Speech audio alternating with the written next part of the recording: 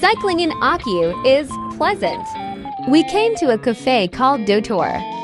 Bismarck and other pizzas are incredibly delicious. Cycling after lunch is very nice.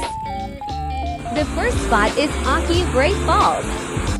Walk for about 30 minutes from the bus stop to get to the Great Falls, and then here we are at Akiu Great Falls. You can feel the tremendous negative ions from the 55-meter waterfall. If you come to Akiu, you should definitely visit there. I went to Akayusha. The cafe is housed in a renovated old private house. You can experience Japanese-style rooms, sliding doors, and other aspects of Japan's unique culture.